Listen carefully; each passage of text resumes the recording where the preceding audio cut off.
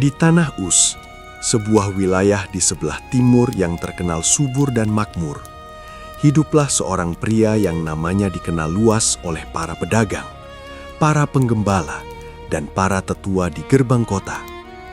Namanya adalah Ayub. Ketika orang-orang menyebut namanya, mereka tidak hanya memikirkan kekayaannya, tetapi juga karakternya. Ayub bukan sekadar orang kaya. Ia adalah sosok yang dihormati. Padang-padang rumput di sekeliling Tanah Uz dipenuhi oleh ternaknya. Ribuan kambing domba merumput seperti awan putih yang bergerak perlahan di bawah matahari. Unta-unta berbaris panjang melintasi jalur perdagangan, membawa hasil bumi dan barang dagangan. Lembu dan keledai membajak tanah-tanah subur yang memberi panen berlimpah. Para pelayan memenuhi rumahnya, bekerja dengan setia, karena mereka tahu mereka melayani seorang tuan yang adil dan bijaksana. Namun kekayaan Ayub tidak berhenti pada harta benda. Rumahnya selalu hidup oleh suara tawa. Ia memiliki 7 anak laki-laki dan 3 anak perempuan. Anak-anak itu tumbuh dalam kelimpahan, bukan hanya materi, tetapi juga kasih. Setiap anak memiliki rumah sendiri, dan mereka sering bergiliran mengadakan perjamuan. Pada hari-hari tertentu, aroma roti segar dan daging panggang memenuhi udara. Musik, percakapan, dan canda tawa mengalir tanpa rasa takut akan hari esok. Dari kejauhan, kehidupan Ayub tampak sempurna. Tidak ada tanda-tanda badai, tidak ada retakan yang terlihat pada bangunan hidupnya. Banyak orang diam-diam berkata, orang ini benar-benar diberkati Tuhan. Dan memang benar, Ayub adalah orang yang diberkati. Tetapi berkat terbesar Ayub bukanlah ternaknya, bukan pula rumah-rumah anaknya, melainkan hatinya. Ayub adalah seorang yang takut akan Allah dan menjauhi kejahatan. Di tengah dunia yang sering menukar kebenaran dengan keuntungan, Ayub memilih jalan yang lurus. Ia tidak memeras orang miskin. Ia tidak memutarbalikkan keadilan demi keuntungan. Ia tidak menggunakan kekayaannya untuk menindas, melainkan untuk menolong. Ketika janda datang meminta bantuan, Ayub mendengar. Ketika orang asing membutuhkan perlindungan, Ayub membuka pintu. Kesalehan Ayub bukan kesalehan yang dipamerkan. Ia tidak berdiri di tengah pasar untuk memamerkan doanya. Ia tidak mencari pujian manusia. Ia hidup benar bahkan ketika tidak ada mata yang melihat. Takut akan Tuhan baginya bukan slogan, melainkan napas hidup sehari-hari. Sebagai seorang ayah, Ayub memiliki hati yang lembut sekaligus waspada. Ia sangat mengasihi anak-anaknya, tetapi ia juga menyadari satu hal yang sangat penting. Hati manusia mudah tergelincir, bahkan di tengah sukacita. Setiap kali anak-anaknya selesai mengadakan perjamuan, Ayub tidak langsung merasa tenang. Ada kegelisahan yang kudus di dalam dirinya. Pagi-pagi sekali, ketika embun masih menggantung di dedaunan dan matahari belum menampakkan sinarnya, Ayub bangun dari tidurnya. Ia memanggil pelayan-pelayannya dan mempersiapkan korban bakaran. Satu demi satu korban dipersembahkan. Bukan hanya satu korban untuk seluruh keluarga, tetapi korban demi korban. Seolah Ayub berkata dalam hatinya, Tuhan, jika salah satu dari anak-anakku pernah berdosa dalam hati mereka, ampunilah mereka. Ayub berkata dalam hatinya, mungkin anak-anakku telah berbuat dosa dan mengutuki Allah di dalam hati mereka. Bukan karena ia mencurigai anak-anaknya sebagai orang jahat, tetapi karena ia mengenal rapuhnya hati manusia. Ia tahu bahwa kelimpahan bisa melalaikan, dan sukacita bisa menumpulkan kepekaan rohani. Rutinitas ini bukan dilakukan sekali dua kali. Ini adalah kebiasaan Ayub, hari demi hari, tahun demi tahun. Ayub tidak pernah bosan menjaga mezbahnya tetap menyala. Baginya, Keberhasilan keluarga bukan diukur dari seberapa besar rumah yang dimiliki anak-anaknya, tetapi dari seberapa bersih hati mereka di hadapan Tuhan. Orang-orang di sekeliling Ayub sering mengaguminya. Para tetua di gerbang kota menghormatinya. Para pelayan merasa aman di bawah kepemimpinannya. Para pedagang mempercayainya. Namun tidak banyak yang benar-benar memahami kedalaman imannya. Mereka melihat hasilnya, tetapi tidak selalu melihat akar yang menopangnya. Ayub adalah contoh hidup bahwa kekayaan dan kesalehan tidak harus saling meniadakan. Ia membuktikan bahwa seseorang bisa memiliki banyak tanpa diperbudak oleh apa yang dimilikinya. Ia memiliki segalanya, tetapi tidak menjadikan apapun sebagai Allah selain Tuhan. Hari-hari berlalu dengan damai. Musim demi musim berganti. Tidak ada tanda bahwa langit akan runtuh. Tidak ada peringatan bahwa bumi akan terguncang. Jika seseorang bertanya kepada Ayub pada hari-hari itu tentang masa depan, mungkin ia akan menjawab dengan rendah hati. Tuhan itu baik, dan tidak lebih dari itu. Namun di balik ketenangan yang tampak sempurna ini, ada sebuah kebenaran besar yang belum terungkap. Kehidupan Ayub yang terlihat utuh ini sedang menjadi pusat perhatian di tempat yang tidak bisa dijangkau oleh mata manusia. Kesalehan yang dijalani Ayub dengan setia setiap hari sedang diuji bukan oleh manusia, melainkan oleh sesuatu yang jauh lebih besar. Ayub tidak tahu, anak-anaknya tidak tahu, para pelayannya tidak tahu, bahkan para sahabatnya belum tahu. Tetapi satu hal pasti, kehidupan yang tampak paling aman seringkali adalah medan ujian yang paling berat. Dan tanpa disadari oleh Ayub, kisah hidupnya akan segera berubah dari cerita tentang berkat menjadi kisah tentang penderitaan. Dari nyanyian syukur menjadi ratapan. Dari kelimpahan menjadi kehilangan. Namun justru melalui jalan inilah, nama Ayub akan dikenang, bukan hanya sebagai orang terkaya di timur, tetapi sebagai manusia yang kesalehannya diuji oleh api penderitaan. Dan semua itu akan bermula bukan di bumi, tetapi di ruang tahta surgawi.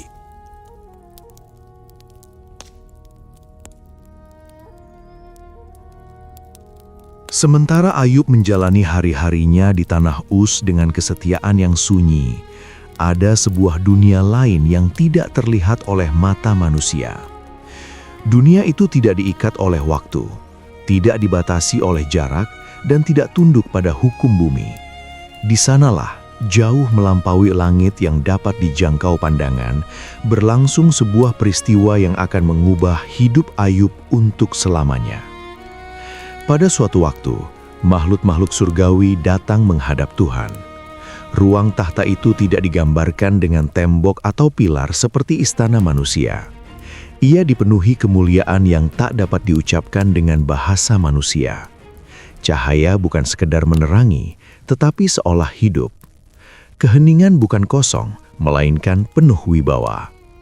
Di tempat itu, segala sesuatu berdiri dalam keteraturan sempurna. Di tengah sidang ilahi itu, datang pula seorang yang kehadirannya kontras dengan kemurnian sekelilingnya. Dialah iblis, sang pendakwa. Ia tidak datang sebagai tamu kehormatan, melainkan sebagai pihak yang selalu mencari celah. Ia berjalan masuk bukan dengan rasa hormat, melainkan dengan kepercayaan diri yang dingin. Tuhan bertanya kepadanya, "Dari mana engkau?" Iblis menjawab dengan nada yang samar antara sinis dan santai. "Dari perjalanan mengelilingi dan menjelajah bumi." Jawaban itu sederhana, tetapi syarat makna. Ia tidak datang dari satu tempat, melainkan dari pengamatan tanpa henti atas manusia. Ia telah melihat banyak hati goyah, banyak iman runtuh, banyak kesetiaan yang ternyata rapuh ketika berkat dicabut. Lalu Tuhan berkata, seolah membuka sebuah topik yang sudah lama diperhatikannya. "Apakah engkau memperhatikan hambaku Ayub? Tidak ada seorang pun di bumi seperti dia. Ia saleh dan jujur, takut akan Allah dan menjauhi kejahatan." Nama Ayub disebut di ruang tahta surgawi. Nama seorang manusia biasa dari tanah Uz kini menggema di hadapan makhluk-makhluk surgawi. Tuhan sendiri menyebutkan kesalehannya, bukan kekayaannya yang lebih dulu disebut, bukan jumlah ternaknya, bukan luas ladangnya, tetapi karakternya. Saleh, jujur, takut akan Allah, menjauhi kejahatan. Namun, pujian itu tidak disambut dengan kekaguman oleh iblis. Ia justru melihat kesempatan. Apakah dengan tidak menyapat apa-apa, Ayub takut akan Allah? Jawabnya. Nada suaranya bukan nada bertanya, melainkan menuduh. Bukankah engkau yang memagari dia, rumahnya, dan segala yang dimilikinya? Pekerjaan tangannya kau berkati, dan hartanya berlimpah di negeri itu. Iblis melanjutkan dengan tuduhan yang tajam. Tetapi, ulurkanlah tanganmu dan jamahlah segala yang dimilikinya. Pasti ia akan mengutuki engkau di hadapanmu. Inilah inti tuduhan itu. Kesalehan Ayub dipertanyakan. Bagi iblis, tidak ada kesetiaan tanpa imbalan. Tidak ada iman tanpa keuntungan. Menurut logikanya, manusia setia kepada Tuhan bukan karena Tuhan itu layak disembah, tetapi karena Tuhan memberi berkat. Jika berkat dicabut, iman pun akan lenyap. Tuhan mendengar semua itu. Ia tidak tersinggung, tidak terguncang. Ia mengenal Ayub lebih dalam daripada siapapun. Namun Tuhan juga tidak menutup mata terhadap tuduhan itu. Dalam hikmatnya yang tak terselami, ia mengizinkan sebuah ujian yang besar. Baiklah, firman Tuhan, segala yang dimilikinya ada dalam kuasamu, hanya jangan kau jamah dirinya. Dengan satu kalimat itu, sebuah batas ditetapkan. Iblis diizinkan untuk bertindak, tetapi tidak tanpa kendali. Tuhan tetap berdaulat, bahkan dalam izinnya, ada pagar yang tidak boleh dilanggar. Iblis pergi dari hadapan Tuhan. Ia tidak pergi dengan ragu, tetapi dengan keyakinan penuh bahwa ia akan menang. Baginya, ini hanyalah soal waktu. Ia yakin ketika berkat Ayub direnggut, kesalehan itu akan runtuh seperti bangunan tanpa fondasi.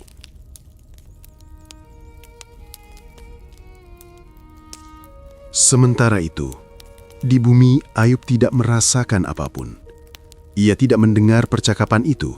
Ia tidak mengetahui bahwa hidupnya baru saja menjadi medan pertempuran rohani. Ia tetap bangun pagi, tetap berdoa, tetap mempersembahkan korban. Hidupnya tampak sama seperti kemarin. Namun, langit telah memutuskan bahwa hari-hari tenang itu akan segera berakhir. Iblis bergerak cepat. Ia tidak membuang waktu.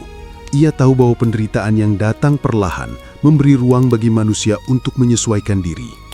Maka ia memilih jalan yang paling kejam, menghantam dari segala arah dalam waktu yang singkat, tanpa jeda. Hari itu akan menjadi hari yang tak pernah dilupakan Ayub. Tetapi sebelum badai itu turun, kisah ini masih menyimpan satu lapisan misteri lagi. Setelah kehancuran pertama, setelah harta Ayub lenyap dan anak-anaknya mati, iblis akan kembali menghadap Tuhan. Dan kali ini, tuduhannya akan menjadi lebih tajam, lebih personal. Kulit ganti kulit, katanya kelak. Orang akan memberikan segala yang dipunyainya untuk menyelamatkan nyawanya. Tetapi ulurkanlah tanganmu dan jamahlah tulang dan dagingnya. Pasti ia akan mengutuki engkau di hadapanmu. Sekali lagi, Tuhan menetapkan batas. Baiklah, ia dalam kuasamu. Hanya peliharalah nyawanya. Disinilah kita melihat sebuah kebenaran yang sering sulit diterima manusia. Penderitaan tidak selalu datang karena hukuman. Terkadang, penderitaan datang karena sebuah kesaksian. Ayub bukan sedang dihukum karena dosa tersembunyi. Ia sedang diuji karena imannya nyata. Namun, Ayub tidak tahu semua ini. Ia tidak tahu bahwa penderitaannya bukan bukti Tuhan meninggalkannya, melainkan bukti bahwa hidupnya diperhitungkan di surga. Ia tidak tahu bahwa kesalehannya telah menjadi perdebatan kosmik. Yang Ayub tahu hanyalah satu hal, ia mengasihi Tuhan, dan sebentar lagi kasih itu akan diuji sampai batas yang tak pernah ia bayangkan. Ketika sidang surgawi itu berakhir, bumi pun bersiap menerima guncangannya. Langit masih biru di tanah Uz, anak-anak Ayub masih hidup, ternak-ternaknya masih memenuhi padang, tetapi semuanya itu berdiri di ambang kehancuran. Dan ketika hari itu tiba, Ayub akan belajar bahwa iman sejati bukanlah iman yang bertahan karena berkat, melainkan iman yang tetap berdiri ketika semua alasan untuk bersyukur telah lenyap.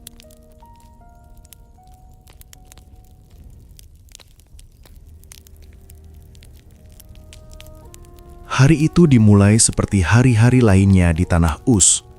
Matahari terbit dengan tenang di balik perbukitan. Angin pagi menggerakkan dedaunan dengan lembut. Tidak ada tanda-tanda bencana. Tidak ada suara gemuruh di langit.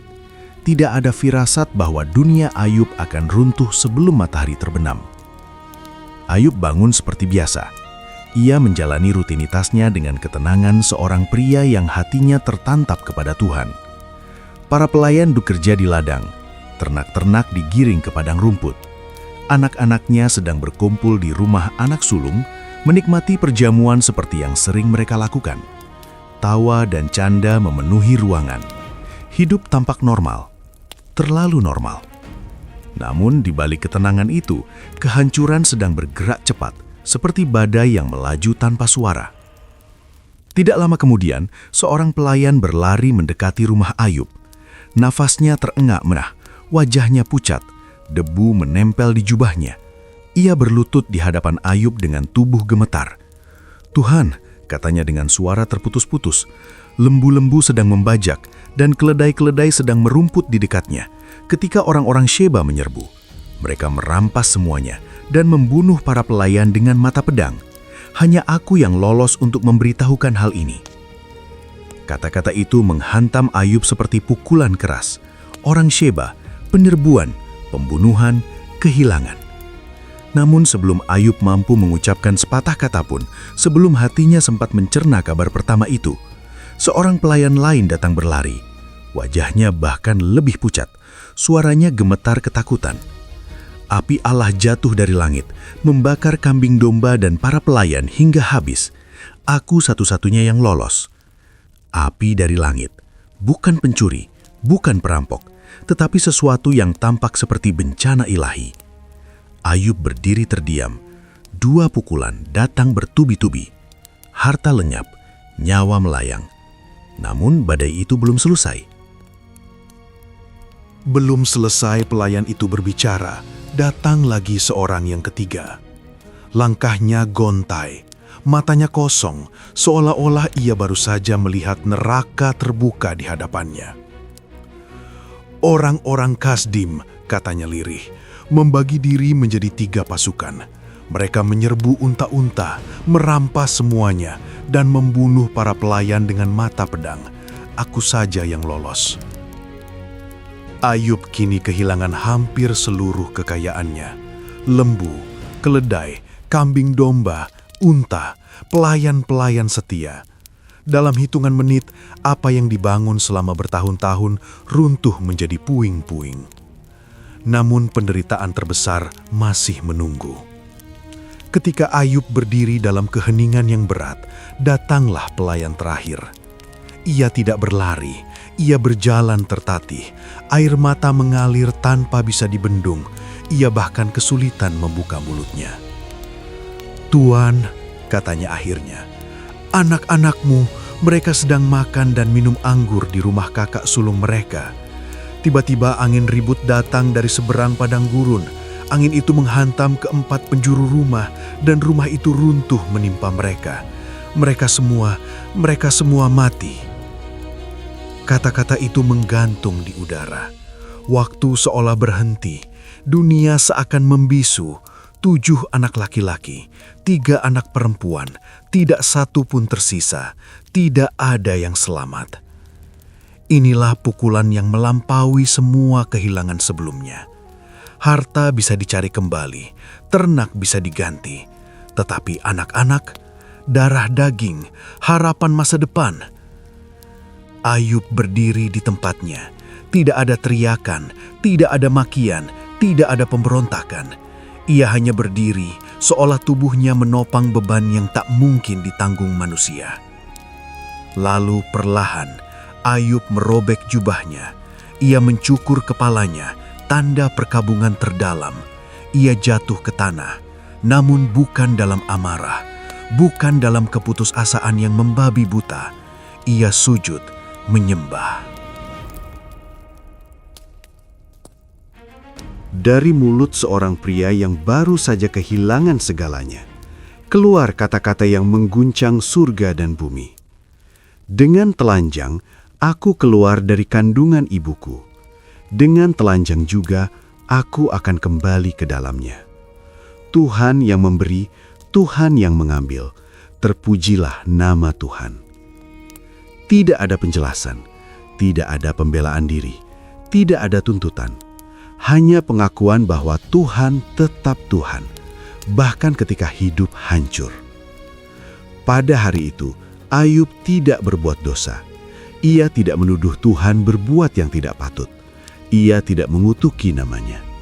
Kesalehan Ayub berdiri teguh di atas puing-puing kehidupannya. Namun hari itu juga menandai awal dari penderitaan yang lebih dalam. Kehilangan harta dan anak-anak adalah luka yang menganga. Tetapi penderitaan Ayub belum mencapai puncaknya. Api belum selesai membakar. Ujian belum mencapai inti terdalamnya. Hari yang kelam itu berakhir dengan sunyi. Tidak ada perjamuan, tidak ada tawa. Rumah Ayub kini dipenuhi kesedihan yang pekat. Malam turun dengan berat. Dan di tengah kegelapan itu, Ayub duduk sendirian. Seorang pria saleh yang berdiri di hadapan misteri penderitaan yang tak terjawab. Apa yang Ayub belum tahu adalah bahwa ujian ini belum selesai. Bahkan ini baru permulaan.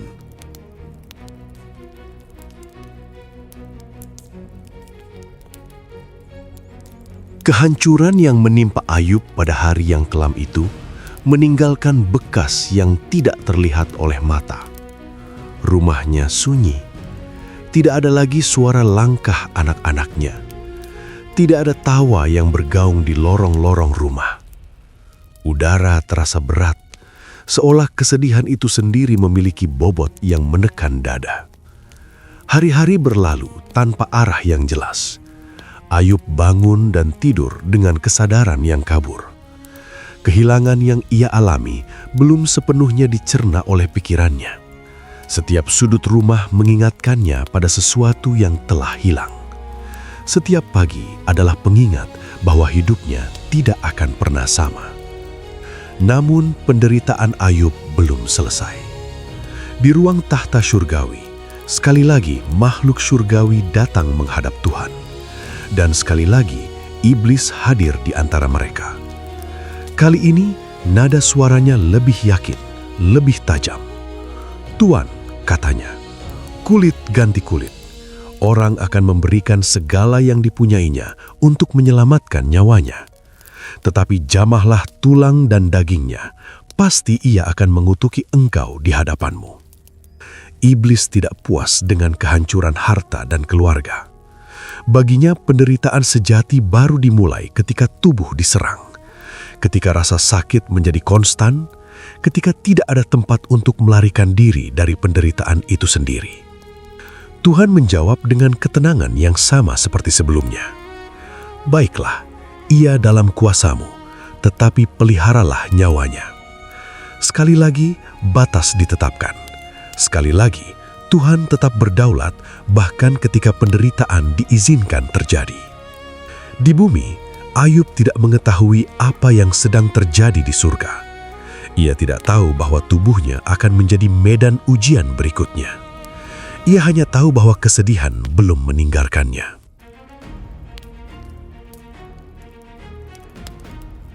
Tak lama kemudian, tubuh Ayub mulai menunjukkan tanda-tanda yang mengerikan. Luka-luka muncul di kulitnya. Bukan luka biasa, melainkan barah busuk yang menyebar dari telapak kaki hingga ke batu kepalanya. Rasa gatal berubah menjadi nyeri. Nyeri berubah menjadi penderitaan yang tak tertahankan. Ayub tidak lagi bisa duduk dengan tenang di rumahnya. Ia keluar dan duduk di antara abu, tempat pembuangan, tempat kehinaan, tempat orang-orang sakit dan tersingkir. Di sanalah ia duduk, seorang pria yang dulu dihormati, kini hampir tak dikenali. Tubuhnya penuh luka, kulitnya mengelupas, darah dan nanah bercampur dengan debu. Ia mengambil sebilah beling, pecahan tembikar yang tajam, dan mulai menggaruk tubuhnya. Bukan untuk menyembuhkan, tetapi untuk sedikit mengurangi rasa gatal dan nyeri yang menyiksa. Setiap goresan adalah jeritan tanpa suara. Setiap tarikan nafas adalah perjuangan. Rasa sakit fisik ini memperdalam luka batinnya. Ayub tidak hanya menderita di tubuh, tetapi juga di pikirannya. Ia bertanya-tanya dalam keheningan, mengapa semua ini terjadi? Namun tidak ada jawaban. Langit tetap diam. Di tengah penderitaan itu, datanglah orang yang paling dekat dengannya, istrinya. Ia juga telah kehilangan segalanya. Anak-anak yang ia lahirkan dan besarkan telah mati. Kehidupan yang ia kenal telah runtuh. Kesedihannya bercampur dengan kelelahan dan keputusasaan. Melihat Ayub duduk di antara abu, tubuhnya rusak, hidupnya hancur. Istrinya berkata dengan suara getir, "Masihkah engkau berpegang pada kesalehanmu? Kutukilah Allahmu dan matilah." Kata-kata itu bukan sekedar ucapan marah. Itu adalah jeritan keputusasaan. Ia tidak lagi melihat harapan. Baginya, hidup seperti ini bukanlah hidup. Ia melihat kematian sebagai satu-satunya jalan keluar. Ayub menoleh kepadanya. Wajahnya penuh luka, tetapi matanya masih menyimpan sesuatu yang tidak bisa dihancurkan oleh penderitaan. Iman. Dengan suara lemah namun tegas, ia berkata, "Engkau berbicara seperti perempuan yang bodoh. Apakah kita mau menerima yang baik dari Allah, tetapi tidak mau menerima yang buruk?" Ayub tidak mengutuki Tuhan. Ia tidak menyerah. Meski tubuhnya hancur, imannya tetap bertahan. Namun ini tidak berarti Ayub tidak merasakan sakit. Ia merasakannya. Ia bergumul dengannya setiap detik.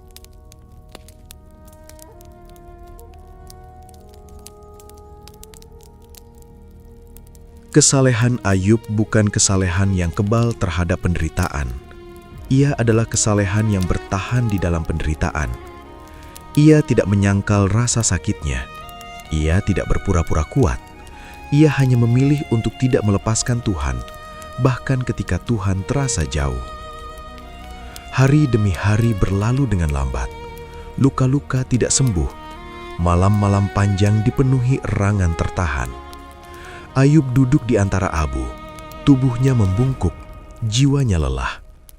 Orang-orang yang lewat memandanginya dengan ngeri. Mereka hampir tidak mengenali bahwa pria yang duduk di sana adalah Ayub, orang terkaya dan paling dihormati di timur. Kini ia menjadi simbol kehancuran total, kehilangan harta, kehilangan keluarga, kehilangan kesehatan. Namun di balik semua itu, satu hal tetap utuh. Hubungan Ayub dengan Tuhan. Hubungan itu sedang diuji, diregangkan, dipertanyakan, tetapi belum putus. Duduk di antara abu, Ayub belajar sesuatu yang tidak pernah ia pelajari di tengah kelimpahan, bahwa iman sejati bukan tentang memahami semua jawaban, melainkan tentang tetap tinggal di hadapan Tuhan, bahkan ketika pertanyaan tidak terjawab. Penderitaan Ayub kini lengkap, lahir dan batin. Dan dari tempat yang paling rendah inilah, pergumulan terbesarnya akan dimulai. Bukan lagi dengan kehilangan, tetapi dengan kata-kata, dengan penilaian, dengan tuduhan. Karena tidak lama lagi, sahabat-sahabatnya akan datang. Dan penghiburan yang mereka bawa akan berubah menjadi dakwaan yang melukai lebih dalam daripada bara di tubuhnya.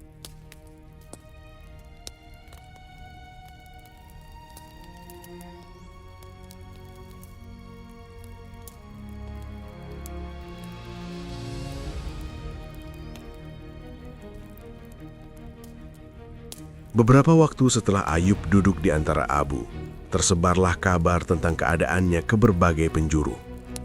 Orang-orang yang dulu mengenalnya sebagai orang paling makmur di timur, kini mendengar bahwa Ayub duduk di tempat pembuangan.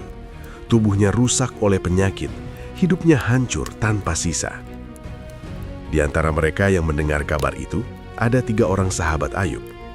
Mereka adalah Elifas orang Teman, Bildad orang Suah, dan Zofar orang Naama. Mereka telah lama mengenal Ayub. Mereka pernah duduk bersamanya dalam perjamuan, berdiskusi tentang hikmat, dan berbagi pandangan tentang hidup dan Tuhan. Ketika mereka mendengar penderitaan yang menimpa Ayub, mereka sepakat untuk datang bersama-sama dengan maksud menghibur dan menguatkannya. Namun ketika mereka mendekat dan melihat Ayub dari kejauhan, langkah mereka melambat.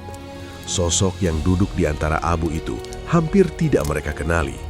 Tubuhnya kurus, kulitnya rusak, wajahnya bengkak oleh luka dan tangisan.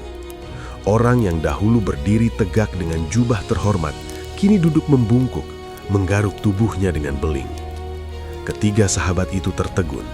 Mereka menangis dengan suara keras. Mereka mengoyakkan jubah mereka dan menaburkan debu ke kepala mereka sebagai tanda duka cita.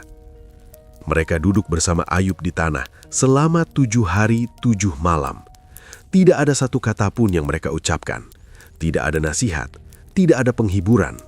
Mereka hanya duduk dalam keheningan karena mereka melihat bahwa penderitaan Ayub terlalu besar untuk diungkapkan dengan kata-kata. Keheningan itu adalah bentuk empati terakhir yang murni. Pada hari ke-7, Ayub membuka mulutnya, dan ketika ia berbicara, bukan doa yang keluar, bukan pujian, melainkan ratapan terdalam dari jiwa yang hancur. Ayub mengutuki hari kelahirannya. Ia berharap hari itu tidak pernah ada. Ia berharap malam yang menyambut kelahirannya diselimuti kegelapan. Kata-katanya mengalir seperti jeritan jiwa yang terperangkap dalam penderitaan tanpa jalan keluar. Ia tidak mengutuki Tuhan, tetapi ia mengutuki hidupnya sendiri. Kata-kata Ayub mengguncang sahabat-sahabatnya, dan dari sinilah penghiburan mulai berubah menjadi dakwaan. Elifas, yang paling tua di antara mereka, berbicara lebih dulu. Nada suaranya lembut, seolah penuh belas kasihan. Ia mengingatkan Ayub tentang prinsip hidup yang selama ini mereka pegang bersama. Tuhan itu adil. Ia berkata bahwa tidak ada orang yang tidak bersalah binasa. Menurut pengalamannya, orang menuai apa yang mereka tabur. Elifas, seolah ia berkata tanpa berkata, "Jika engkau menderita seperti ini, pasti ada sesuatu yang salah."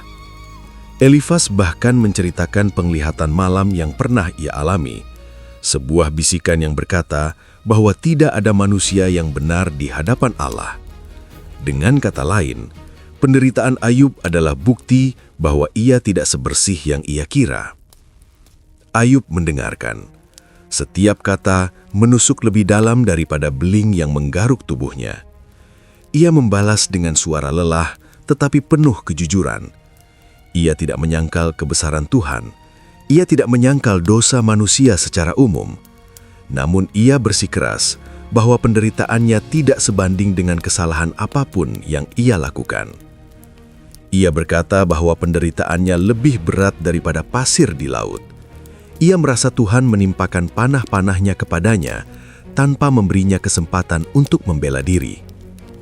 Setelah Elifas, Bildad angkat bicara. Nada suaranya lebih keras, lebih kaku, lebih teologis. Baginya, masalah ini sederhana. Tuhan tidak pernah membengkokkan keadilan. Jika anak-anak Ayub mati, itu karena mereka berdosa. Jika Ayub menderita, itu karena ia belum cukup bersih. Bildad menyuruh Ayub untuk bertaubat. Menurutnya, jika Ayub sungguh-sungguh mencari Tuhan dan hidup benar, Tuhan pasti akan memulihkannya. Di balik kata-katanya, tersembunyi sebuah tuduhan. Penderitaan Ayub adalah kesalahan Ayub sendiri. Ayub menjawab dengan getir. Ia mengakui bahwa Tuhan Maha Besar dan Maha Benar.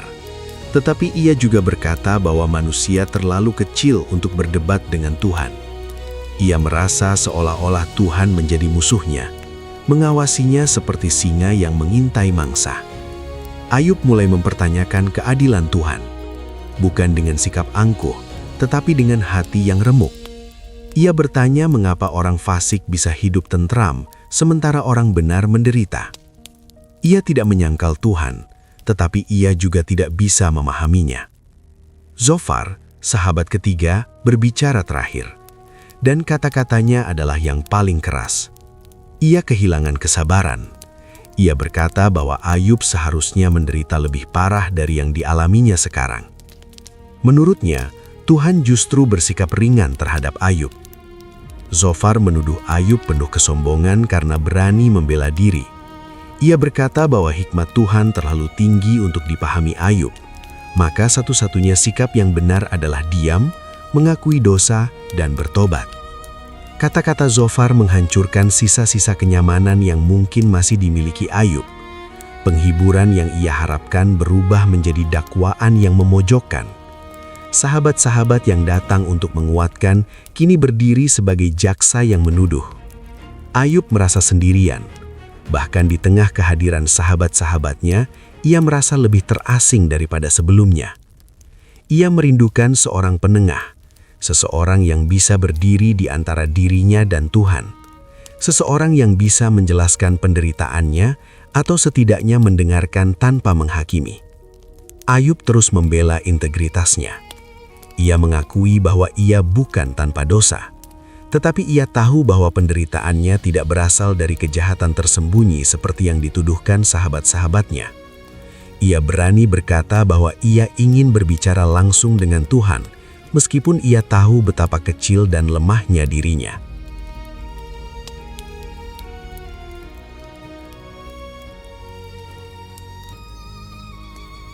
Dialog demi dialog berlangsung panjang. Nada suara semakin tegang. Sahabat-sahabat Ayub semakin yakin dengan teori mereka. Ayub semakin hancur oleh kesalahpahaman. Tidak ada titik temu, tidak ada penghiburan sejati. Di tengah semua itu, satu hal menjadi jelas. Penderitaan Ayub bukan hanya soal rasa sakit fisik atau kehilangan, tetapi juga soal makna. Ketika penderitaan dijelaskan secara keliru, ia menjadi lebih menyakitkan daripada penderitaan itu sendiri. Ayub kini berdiri di persimpangan iman. Ia tidak lagi hanya bergumul dengan rasa sakit, tetapi juga dengan gambaran tentang Tuhan yang disodorkan oleh sahabat-sahabatnya. Dan jauh di dalam hatinya muncul satu jeritan. Jika Tuhan itu adil, mengapa ia diam? Keheningan Tuhan terasa semakin berat. Namun justru di dalam keheningan inilah sesuatu sedang dipersiapkan. Sebuah suara baru akan muncul, bukan dari sahabat lama, melainkan dari arah yang tak terduga. Karena sebelum Tuhan sendiri berbicara dari dalam badai, akan muncul seorang yang lebih muda, yang akan membuka jalan bagi jawaban ilahi.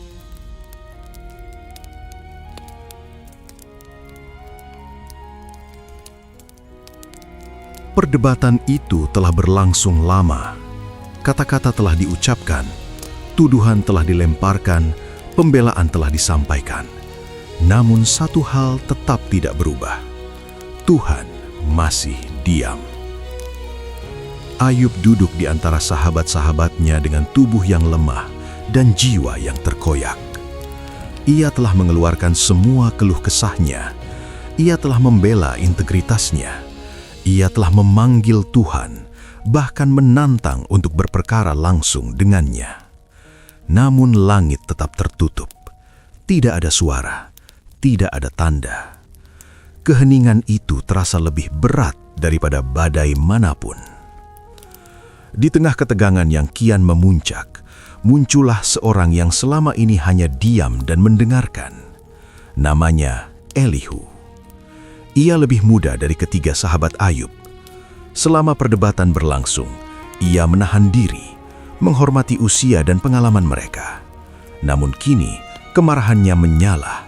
Bukan kemarahan yang meledak-ledak, melainkan kemarahan yang terkontrol, lahir dari keyakinan bahwa kebenaran telah diselewengkan. Elihu menegur sahabat-sahabat Ayub karena mereka gagal membuktikan kesalahan Ayub, tetapi tetap menyatakannya bersalah. Ia juga menegur Ayub karena terlalu membenarkan dirinya sendiri hingga nyaris menuduh Tuhan tidak adil. Menurut Elihu, penderitaan tidak selalu hukuman. Terkadang penderitaan adalah didikan. Terkadang itu adalah peringatan. Cara Tuhan menarik manusia kembali dari kehancuran yang lebih besar. Namun Elihu juga berkata sesuatu yang penting. Tuhan tidak diam karena ia tidak peduli. Tuhan berbicara, tetapi manusia sering tidak mendengarkan. Ia berbicara melalui mimpi, penderitaan, dan bahkan rasa sakit, agar manusia tidak jatuh ke dalam kebinasaan.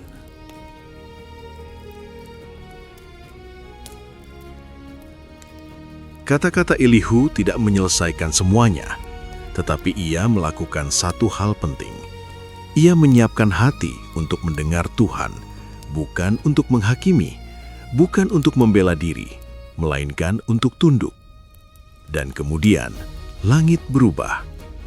Angin mulai berhembus, tidak seperti angin biasa. Ia membawa tekanan. Awan gelap bergulung di kejauhan, udara menjadi berat, debu berputar di tanah, suasana seakan menahan nafas. Dari dalam badai itu, Tuhan berbicara.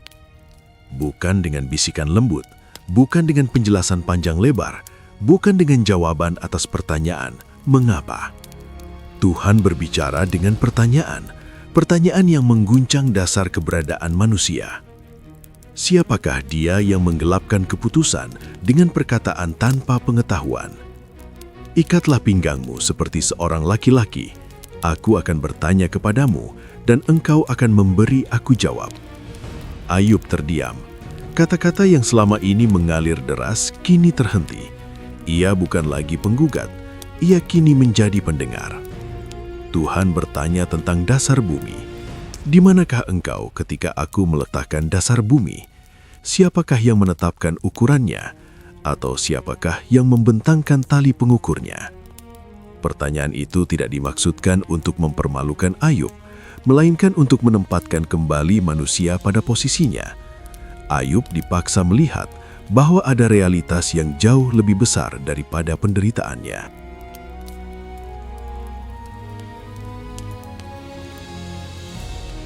Tuhan berbicara tentang laut yang dibatasinya, tentang pintu-pintu samudra, tentang fajar yang diperintahkannya terbit setiap pagi, tentang terang dan gelap yang memiliki tempatnya masing-masing. Apakah engkau pernah menyuruh pagi datang?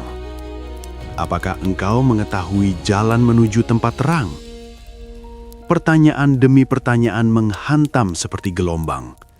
Ayub mulai menyadari betapa sempitnya perspektifnya.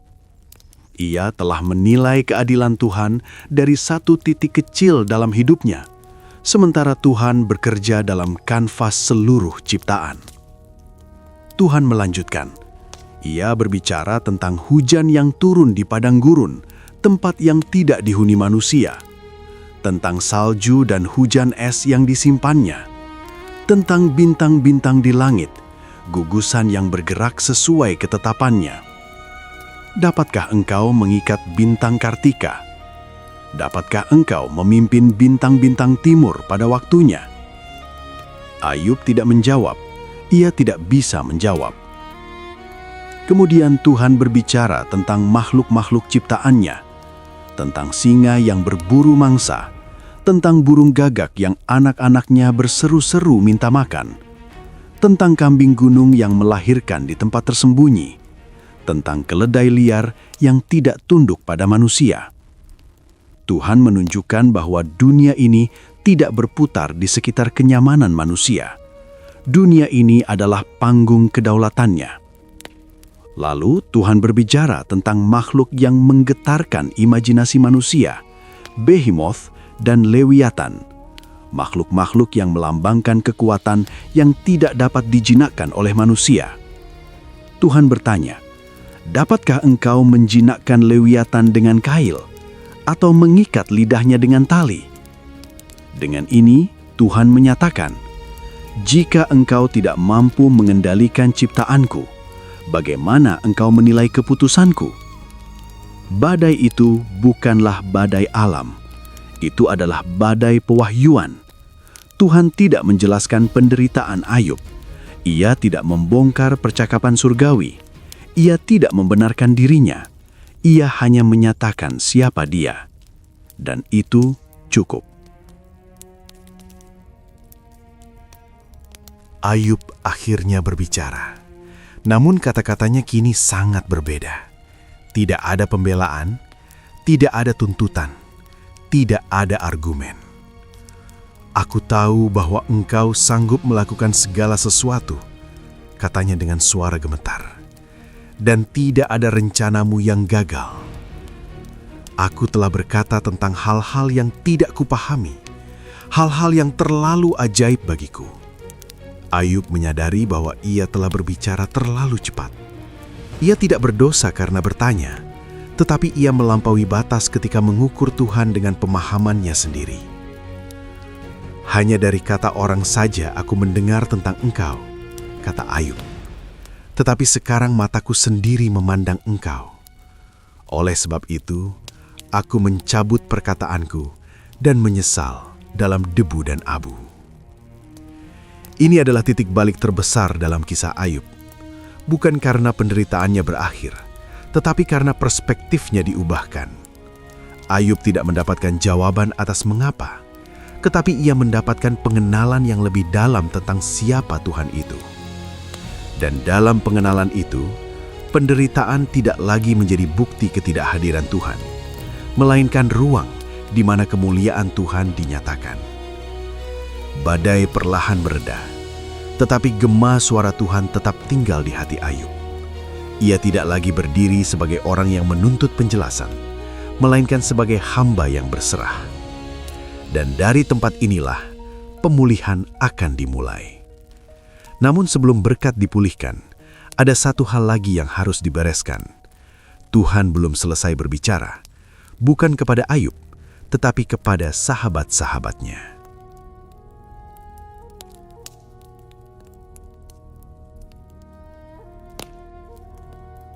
Setelah badai itu berlalu, udara terasa berbeda.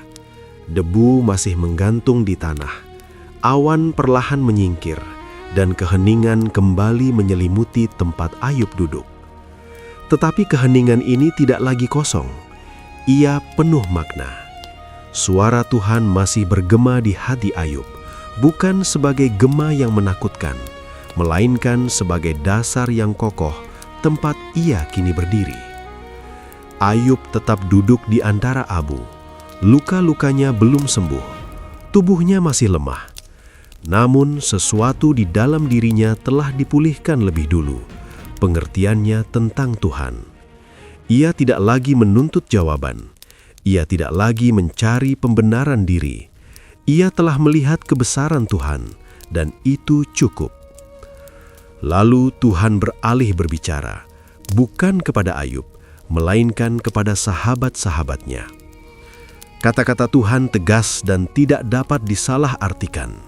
Ia menyatakan murkanya kepada Elifas, Bildad, dan Zofar, bukan karena mereka berbicara tentang Tuhan, tetapi karena mereka tidak berkata benar tentang Tuhan.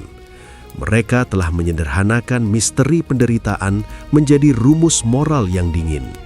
Mereka telah memakai teologi sebagai palu untuk menghantam orang yang sedang terluka. Tuhan memerintahkan mereka untuk mempersembahkan korban bakaran dan meminta Ayub, orang yang mereka tuduh dan hakimi, untuk mendoakan mereka. Sebuah pembalikan yang menyakitkan bagi kesombongan rohani mereka. Orang yang mereka anggap bersalah kini menjadi perantara doa bagi mereka. Elifas, Bildad, dan Zofar mendekati Ayub dengan langkah berat. Tidak ada lagi kata-kata panjang, tidak ada lagi argumen. Mereka membawa korban seperti yang diperintahkan. Ayub menatap mereka, 3 sahabat yang dulu duduk bersamanya dalam perjamuan, lalu berubah menjadi penuduh dalam penderitaan. Ayub bisa saja menolak, ia bisa saja menyimpan kepahitan. Ia memiliki alasan. Namun Ayub telah belajar sesuatu yang lebih dalam daripada keadilan manusia, belas kasihan Tuhan. Ayub berdoa bagi mereka.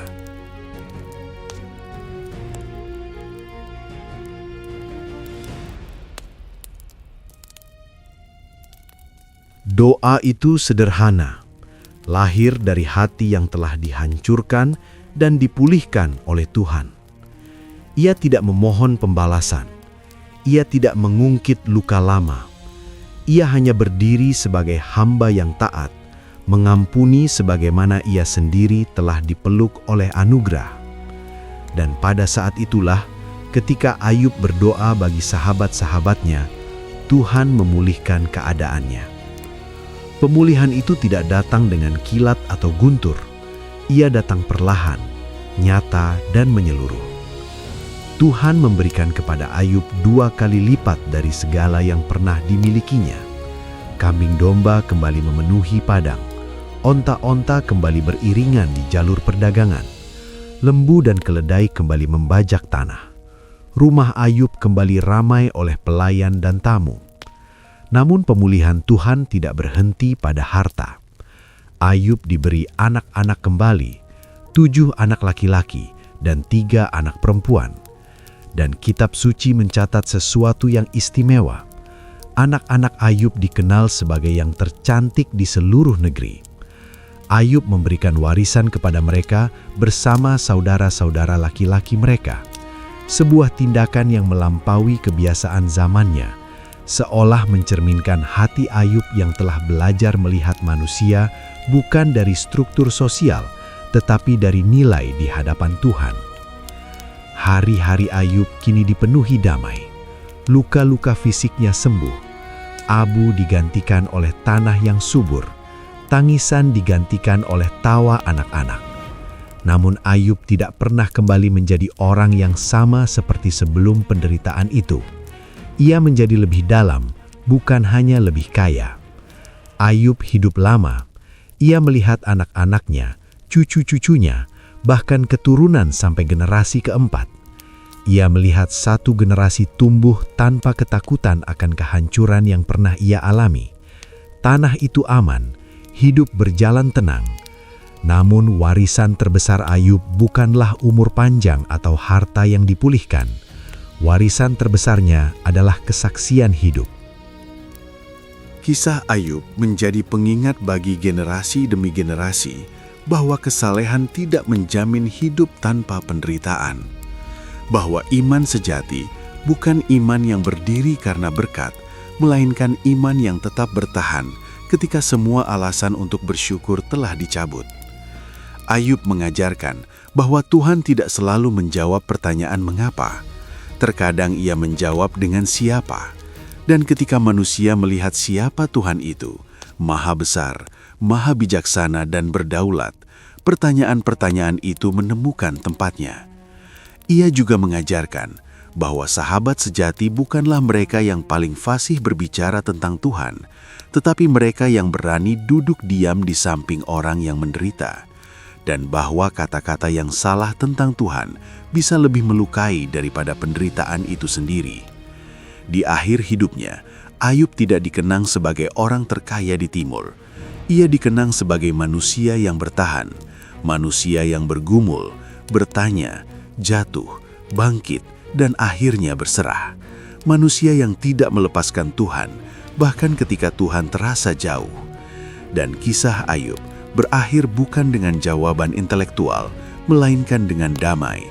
Damai yang lahir dari penyerahan, damai yang tidak bergantung pada keadaan, tetapi pada pengenalan akan Tuhan yang hidup.